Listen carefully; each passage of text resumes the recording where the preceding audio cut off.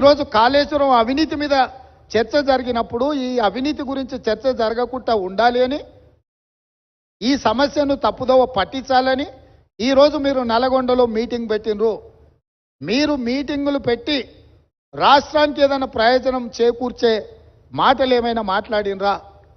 ఆయన అక్కడి నుంచి మాట్లాడుతున్నాడు మళ్ళీ అధికారంలోకి వస్తామని. నువ్వు చేసిన పనికి నిన్న అధికారంలోకా? ముందే ప్రజలకి విషయాలు తెచ్చుంటే ఆ ప్రతిపక్ష హోదా కూడా నీకు రాకపోతుండే. ఇవాళ ప్రతిపక్ష నాయకుడిగా నీ బాధ్యతను నువ్వు నెరవేర్చకుండా పారిపోయి శాసనసభకు రాకుండా ముఖం చాటేసి ఇంకెక్కడికి వెళ్తావని నేను అడుగుతున్నా.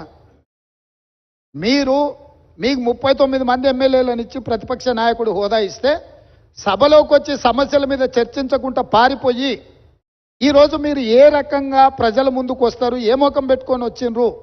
ఈరోజు నల్గొండ జిల్లా ప్రజల్ని మీరు ఏం వంచడానికి ఈరోజు అక్కడికి వెళ్ళిండ్రు? ఆయనకి ఇప్పుడు మళ్ళీ ఫ్లోరైడ్ బాధ గుర్తొచ్చింది. ఎందుకంటే కుర్చీ పోయింది కదా, కుర్చీ పోగానే కేసీఆర్కు గుర్తొచ్చేది నీళ్లు, నల్గొండ జిల్లా ఫ్లోరైడ్ బాధితులు. ఎంతసేపు అయ్యా వాళ్ళ బాధల పునాదుల మీద అధికారాన్ని ఎక్కాలని ఆలోచన చేస్తున్నావు? ఇప్పుడు నీ అబద్ధాలను నమ్మడానికి తెలంగాణ సమాజం సిద్ధంగా ఉందని ఇంకా నువ్వు అనుకుంటున్నావా?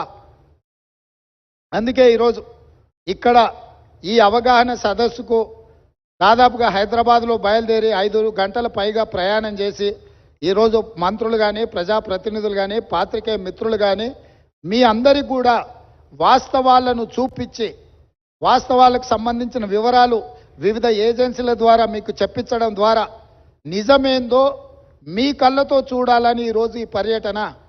ఈ నిజాన్ని మీ కళ్ళతో చూసిండ్రు.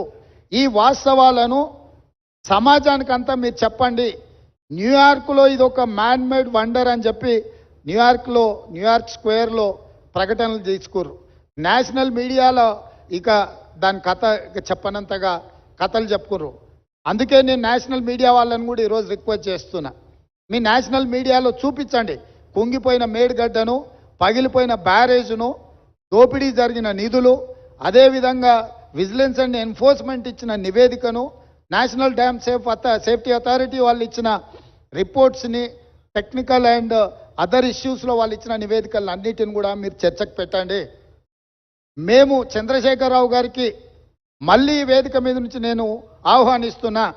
మీరు శాసనసభకు వచ్చి నల్గొండలో ఎవడు లేని దగ్గర ఏదేదో మాట్లాడు కాదు. మీ గౌరవాన్ని మేమేం తగ్గించం.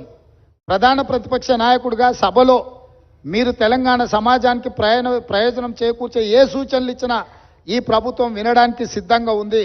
రేపు ఉదయం సభకు రాండి దయచేసి. ప్రత్యేకమైన ఎట్లాగూ శ్వేతపత్రం సాగునీటి ప్రాజెక్టుల మీద ఉత్తమ్ కుమార్ రెడ్డి గారు ప్రవేశపెట్టబోతున్నారు. చర్చలో పాల్గొనండి. మీరు సూచనలు ఇవ్వండి. ప్రతిపక్ష పార్టీ నాయకుడిగా మీ బాధ్యతల్ని నెరవేర్చండి. మీ స్వార్థం, మీ అధికారం కోసం కాకుండా ప్రజల కోసం ఒక్క క్షణమైన ఆలోచన చేయమని నేను అడుగుతున్నా. నేను మొన్న కూడా చెప్పినా, ఈరోజు చెప్తున్నా. కృష్ణానది జలాలు కేంద్ర ప్రభుత్వానికి అప్పచెప్పడంలో ఏనుగు పోయింది, తోక మాత్రమే మిగిలింది. ఇప్పుడు ఆ తోక పట్టుకొని ఏనుగును గుంజే ప్రయత్నం మా ప్రభుత్వం చేస్తుంది. అన్ని పాపాలకు నువ్వే కారణం. నువ్వే అప్పచెప్పడానికి నిధులు పెట్టినావు, బడ్జెట్ ఆమోదింపజేసినావు, అప్పచెప్పడానికి అవసరమైన లేఖలు రాసినావు. ఇవాళ తోక మిగిలింది, ఆ తోక పట్టుకొని మేము గుంజే ప్రయత్నం చేస్తుంటే ఇక చూసిరా ఏనుగును కూడా టీఆర్ఎస్ కాపాడితే కాంగ్రెస్ వాళ్ళు కేంద్రానికి అప్పచెప్పారని. అదేవిధంగా కాళేశ్వరం అవినీతి మీద ఏదో ఆయన ఎంత అల్కగా మాట్లాడుతుండే, ఏముందా 4-5 పిల్లర్లు కుంగిపోయినాయని. ఆయన ఎంత బాధ్యతారహితంగా మాట్లాడుతుండు. ఈ తప్పిదాలల్లా ఆయనకు భాగస్వామ్యం లేకపోతే ఇంత అల్కగా మాట్లాడతాడా? ప్రతిపక్ష నాయకుడిగా ఇదేనా మీ వ్యవహారము? ఇవాళ నీళ్లు నింపలేదు కాబట్టి మిగిలినాయి. నీళ్లు నింపితే అది ఉంటుందా, ఊడుతుందా, ఏమైద్దో తెలుస్తుంది.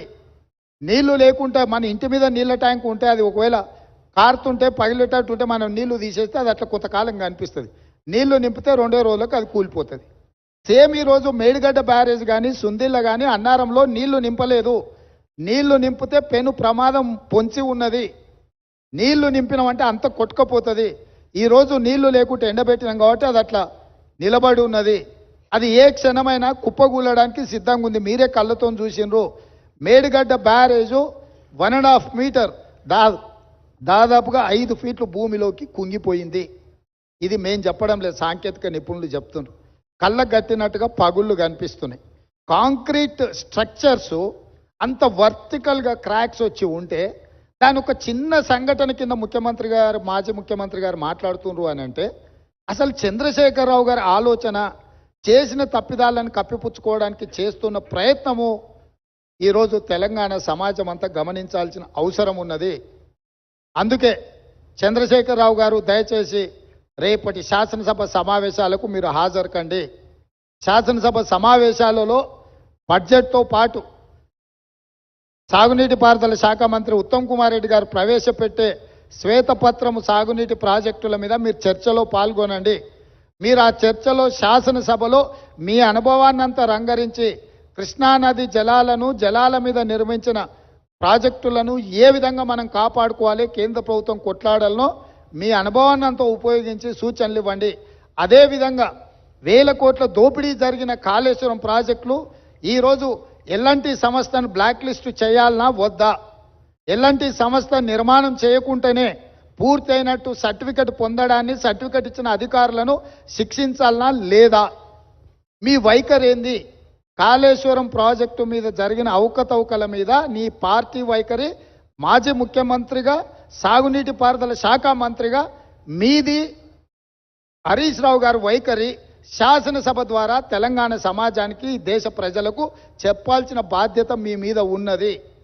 ఈరోజు మీరు నల్గొండలో మాట్లాడిన మాటలు చూస్తే నాకు కాలు ఇరిగిపోయినా, చేత కాకపోయినా, నేను సభకు వచ్చినా, మీకోసం వచ్చినా అని అంటున్నావు. నువ్వు వాళ్ళ కోసం ఎన్నడూ రాలే, వాళ్ళ కోసం వచ్చే లక్షణమే నీకు లేదు. ఎందుకంటే ఎంతోమంది పిల్లలు చచ్చిపోతే, ఎంతోమంది ఆత్మహత్యలు చేసుకుంటే, ఎంతోమంది గొప్ప వ్యక్తులు చనిపోతే కూడా చూడని వ్యక్తివి నువ్వు. ఈరోజు నీ కుర్సీ పోయింది కాబట్టి ఆ కుర్సీని ఎత్తుక్కుంటా మళ్ళీ నల్గొండకి వెళ్ళావు. ఎందుకంటే ఖమ్మము, నల్గొండ, మహబూబ్నగర్లో 36 సీట్లు ఉన్నాయి. ఖమ్మంలో 10, నల్గొండలో 12, మహబూబ్నగర్లో 14. ఖమ్మంలో 1 సీటు గెలిచాడు, నల్గొండ 1 సీటు గెలిచాడు, మహబూబ్నగర్లో 2 సీట్లు గెలిచాడు. 36 సీట్లల్లో ఈ మొనగానికి వచ్చినాయి 4 సీట్లు. రేపు పార్లమెంట్లో పూర్తిగా కాంగ్రెస్ పార్టీ గెలవడానికి అవకాశం ఉంది కాబట్టి ఏదో రకంగా సానుభూతి పొందైనా, నాకు కాలు లేదు, నేను అవిటివాడిని, నేను నడవలేకపోతున్నా అని అడుక్కోవడానికి, ఓట్లు అడుక్కోవడానికి వేసిన ఎత్తుగడ. ఈరోజు నువ్వు నల్గొండ జిల్లాకు నీ పట్ల సానుభూతి చూపించారు చంద్రశేఖరరావు. ఎందుకనంటే నువ్వు పచ్చిగా పట్టుబడ్డావు అవినీతి పరుడుగా. ఈ తెలంగాణను దోసుకున్నావు కాబట్టి నిన్న కుర్చీలకి వెళ్ళి దించిండ్రు. దించి 60 రోజులు కూడా కాలేదు, అప్పుడే అడుక్కునే పని మొదలుపెట్టిన అవతారం మార్చి. ఇప్పుడు ఎక్స్ట్రా ఏమొచ్చిందంటే వీల్ చైర్ వచ్చింది. ఒకప్పుడేమో మంచంలో వండుకున్నాడు నిజాం హాస్పిటల్లో, దాంతో సానుభూతి పొందిండు. ఆ కథ 10 ఏళ్ళు అక్కడికి వచ్చింది ఆయనకు. ఇప్పుడు ఆ కథ పోయింది కాబట్టి వీల్ చైర్కి వచ్చిండు. నల్గొండకు పోగలిగినోనివి ఇంకా పక్కలో ఉన్న కూతవేటి దూరంలో ఉన్న శాసనసభకు రాలేవా? ఎందుకు వస్తలేవు? బండారం బయటపడుతుందనా, లేకపోతే పచ్చిగా పట్టుబడి నీ దోపిడీ ప్రజలకంతా అర్థమవుతుందనా?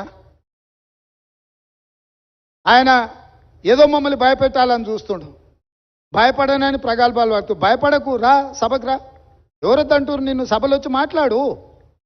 నేను స్పీకర్ గారికి విజ్ఞప్తి చేసిన, చంద్రశేఖరరావు గారు వస్తే ఎంతసేపు మాట్లాడతాడో అధ్యక్ష, మీరు మైక్ ఇవ్వండి, వారి అనుభవం అంతా ఉపయోగించి ఏం మాట్లాడతారో మాట్లాడండి. మేము కూడా విజ్ఞప్తి చేసినాం స్పీకర్ గారికి. స్పీకర్ గారు కూడా మీకు స్వేచ్ఛగా మీ పార్టీకి మైక్ ఇస్తున్నాడు, ఎక్కడ మీ మైక్ కూడా కట్ చేయలేదు. కాబట్టి ఈరోజు ఈ